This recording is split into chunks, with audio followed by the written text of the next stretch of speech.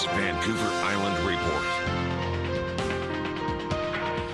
Good evening. We begin tonight in Nanaimo, where the Duke Point ferry terminal has been out of commission for 2 months now. A hard landing in December did serious damage to the berth, and passengers were furious to learn that Departure Bay was going to have to serve all of the ferry routes into and out of Nanaimo until spring. But the rough waters many predicted have not materialized. CTV's Chandler Grieve reports some are wondering now if BC Ferries needs to operate Duke Point at all. It was a hard landing that many expected would lead to a hard time for island travelers. But so far, commercial trucks and commuter vehicles have adapted just fine to one terminal life on the mid-island. I think people are just rolling right along. It hasn't really had a huge impact on the truck traffic from what I see. I haven't had any problems. It's actually a little bit better when we're coming over. We get into Nanaimo a lot quicker than going all the way around Duke Point.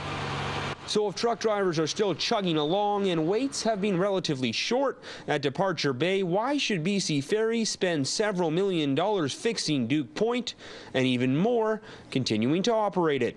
Well, I think our customers and the residents of Departure Bay are quite tolerant right now because they know that it's temporary. But what if it wasn't so temporary? Ridership on BC Ferries is down, and the company has been forced to jack up prices by 47% over the last 9 years on major routes. Would one fewer major terminal to staff and maintain improve the bottom line? If we were to close one of those terminals, it would be a much larger conversation with the provincial government, City of Nanaimo, the residents of Departure Bay, as well as our customers. Aside from the anticipated long waits expected at Departure Bay, another concern that was raised after Duke Point was forced to close was how much noise would all these loud trucks make rumbling up and down Stewart Avenue every morning. Well, those we talked with in the surrounding neighborhoods say for the most part the noise has been manageable.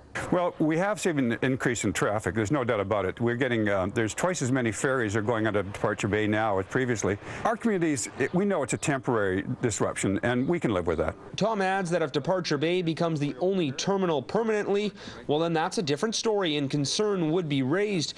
But the city says so far the traffic around Departure Bay has been more than manageable. Currently, traffic has been manageable. We'll continue to listen to any complaints we hear and work with BC Ferries to address those the best we can. But so far, not many complaints? No. BC Ferries and the City of Nanaimo say for now the one terminal approach is serving the Harbour City adequately. But both add when the busy summer travel season starts and weather gets hot on the island, so do travelers' tempers. Chandler Grieve, CTV News, Nanaimo.